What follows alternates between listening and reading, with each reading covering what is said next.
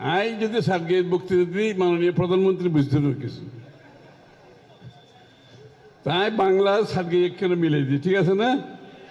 আচ্ছা, বাঁশখালীর দাবি দেওয়া লাগতো না তো। বাঁশখালীর এই বর্তমান সরকার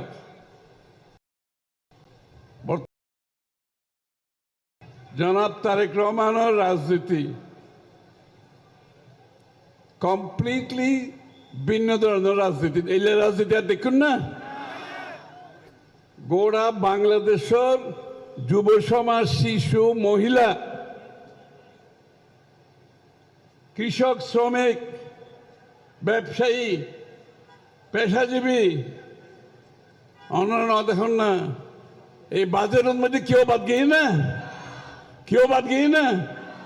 প্রত্যেকটি মানুষের সমস্যা মাননীয় প্রধানমন্ত্রীর কাছে জানা আছে, এবং প্রত্যেকটা মানুষের জীবন ধারণ জন্মোত্তর মৃত্যু পর্যন্ত রাষ্ট্রের দায়িত্ব কেন পালন করার ফলে মাননীয় প্রধানমন্ত্রী নতুন রাজনীতি শুরু করছে।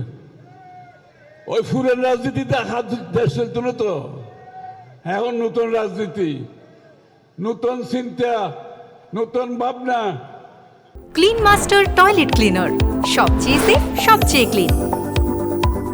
কারণ বিশ্ব বদলে গিয়ে এখন এই নতুন চিন্তায় বাংলাদেশ গড়ার যে কাম শুরু, ইনশাআল্লাহ বাংলাদেশের প্রত্যেকটা মানুষের কাছে অর্থনীতির সুফল প্রত্যেকটা মানুষের বাড়ি বাড়ি যাবে, প্রত্যেকটা মহিলার ঘরে ঘরে যাবে। ওনারা গিয়া ফাইন না মাই ফল, মহিলা কার্ড ফাইন না, ফ্যামিলি কার্ড ফাইন না, আয়োজন অফন ফ্যামিলি কার্ড আই।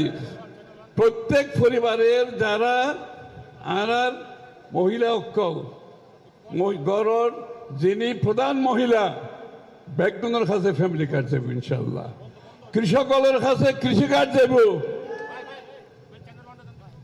আর আলেম ওলামা মিলি আলাদা বাতা দেওয়া হই, এবং চিকিৎসা সর্বস্তরের মানুষের চিকিৎসা দেওয়া যায় বিনা পয়সায়। শরীর খারাপ না হইবার লাই যত ব্যবস্থা তার ব্যবস্থা করা যায়। শিক্ষা স্বাস্থ্যর খাতে সবচেয়ে বেশি বরাদ্দ দেওয়া গিয়ে, ঠিক আছে না? সবচেয়ে বেশি বরাদ্দ, কারণ শিক্ষা স্বাস্থ্য হইতে মানুষের মূল খরচ।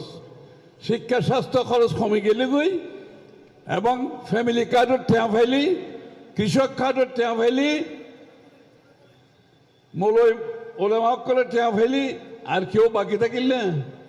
প্রত্যেকটা মানুষের কাছে উন্নয়নের ছোঁয়া, দেশের উন্নয়নের যে ভাগিদার, যে বাংলাদেশের প্রত্যেকটা মানুষ মাননীয় প্রধানমন্ত্রী চিন্তার রাজনীতির মধ্যে ই বলতে ব্যাখ্যানের উদ্ধি প্রত্যেকটা মানুষের লাই।